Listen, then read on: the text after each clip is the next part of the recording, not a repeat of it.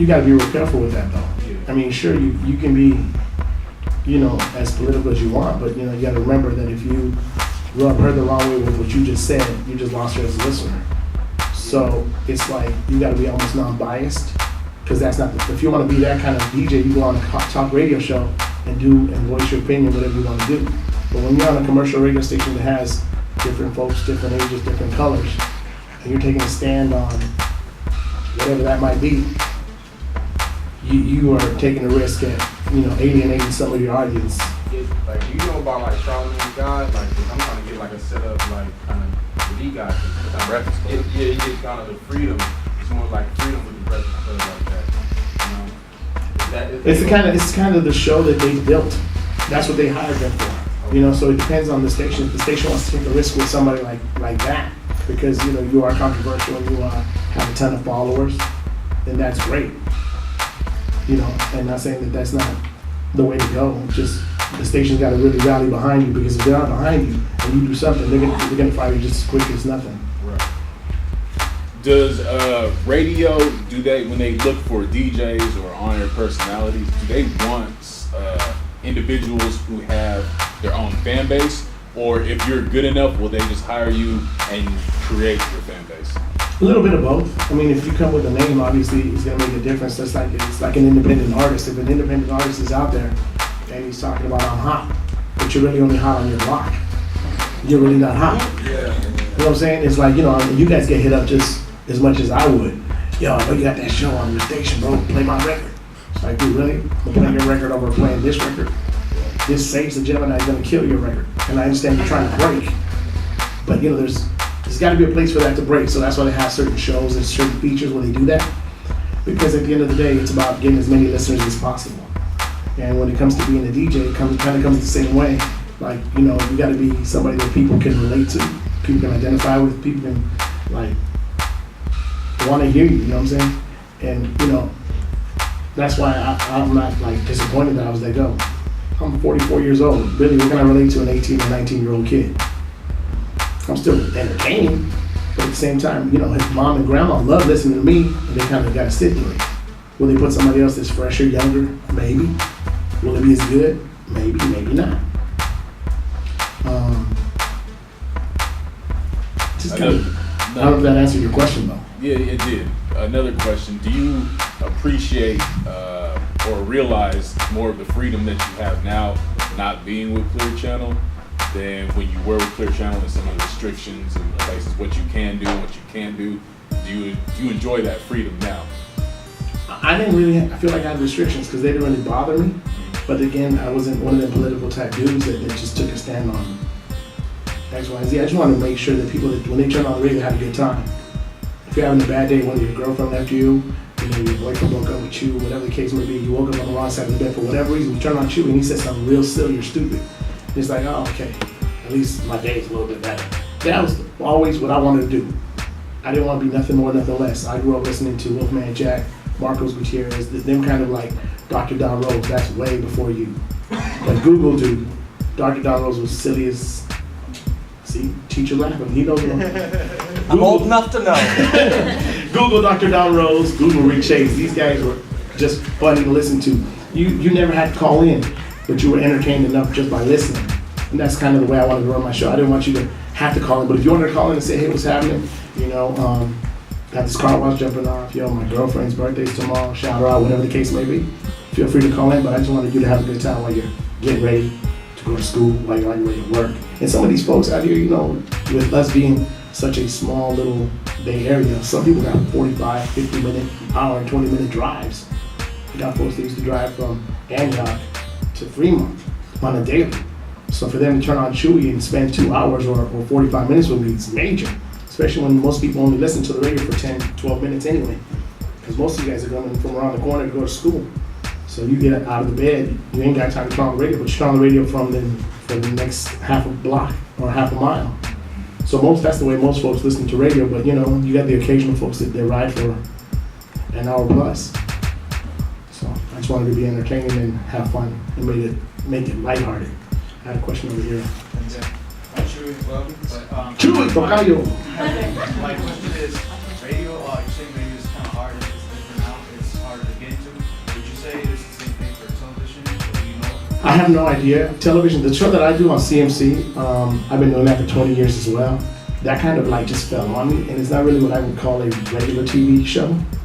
The guy that owns the channel, he doesn't own the channel, he owns the programming. So he buys the airtime from channel 26.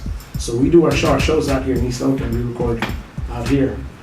And so we do our show here, but it airs on channel 26 out of Brisbane. And You record in 103rd? yes, right across from Chino's.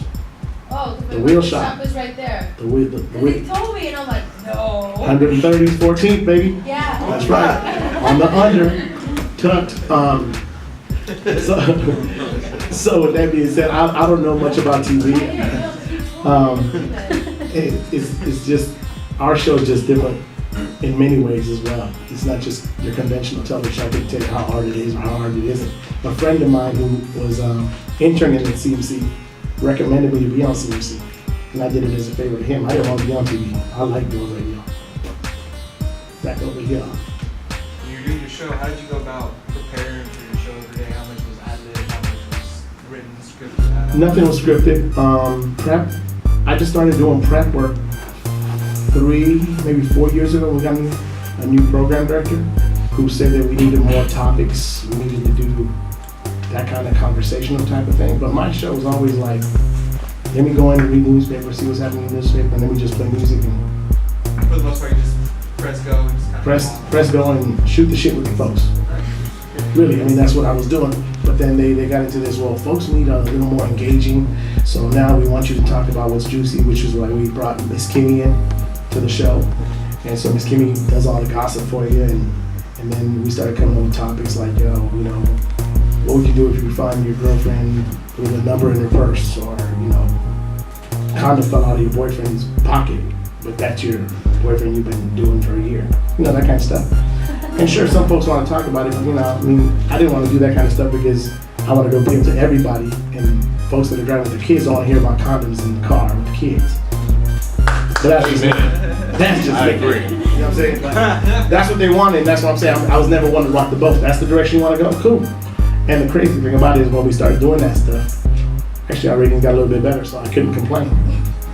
So the bottom line for you guys is preparation is key. All right, so you still plan your shows. Prep work is very key. Yeah. I mean, there's got to be some sort of prep work. I mean, but I mean. I'm gonna make a blank out. I would. When you were talking about basically just topic and preparation, how do you, like, I noticed that sometimes as we like talk on the radio, sometimes it can turn into like a conversation, but how do you keep it where it's like, okay, the listeners are hearing topics and it sounds like a show, and then like how do you kind of like limit it from just sounding like regular? That's the magic. And that's the prep work. Okay. Because although you talked about it and prepped it, I mean, like, to me, I like to be more spontaneous, and I told Kimmy, don't tell me what you're going to tell me in your gossip. But in reality, if we talked about it, it actually might be even funnier because we can have our punchlines ready and stuff like that. And so the audience doesn't know that you talked about it beforehand. Yeah. And it can sound just as organic as it was. So definitely, I mean, that's part of the magic that you want to keep the folks listening to you, and at the same time, while you have them engaged, tease them, like give them part of the story because you want them to keep listening. That's really what it is. And you know, you start a story and you be like, you know, Lamar Odom and whatever her name, Kardashian, blah blah blah blah blah, and then they did. But hold on, I'm gonna tell you some more after I play this song. What are you gonna tell me? Makes me want to stick. Now you want to stick around, and you're like, I'm not gonna get out of my car. They said it. That's part of the trick. So I mean, that all boils down. Cliffhanger. You talk about preparation. Like, say this, and you prepare and you don't skip it. You know what you're doing.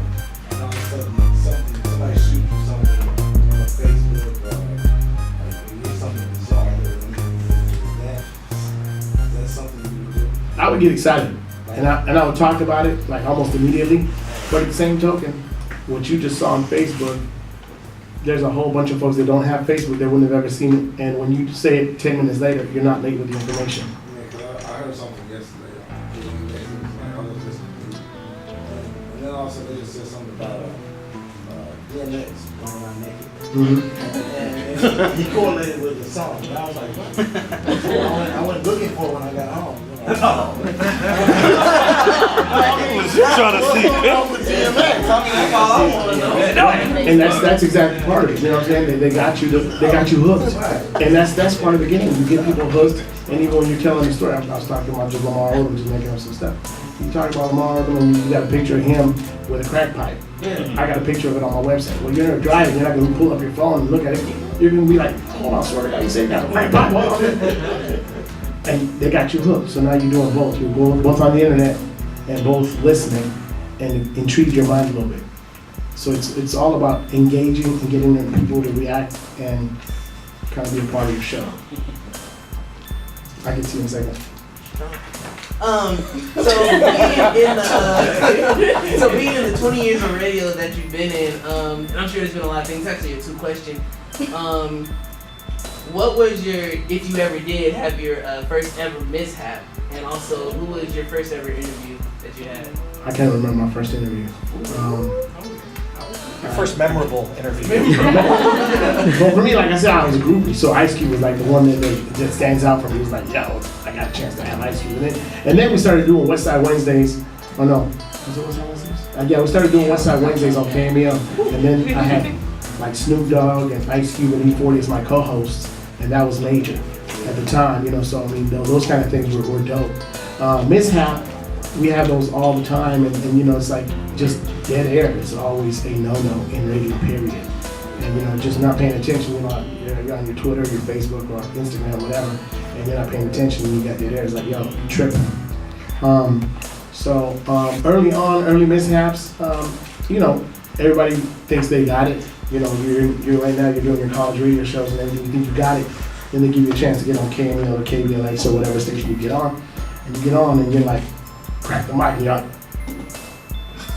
ooh, that's not happening. That's what happened. I cracked the mic probably easy 8 times before I actually could get a word out, because you get them bugs and you start thinking about, yo, this ain't CSM no more. This is KSOL, and I got 100,000 folks listening. And even at the middle of the night, you still got 100,000 folks that tune in. And you know, so it's like you get the butterflies and, you know, sweaty palms and all that. So that kind of stuff definitely happens. Happens every day. Sarah. Right.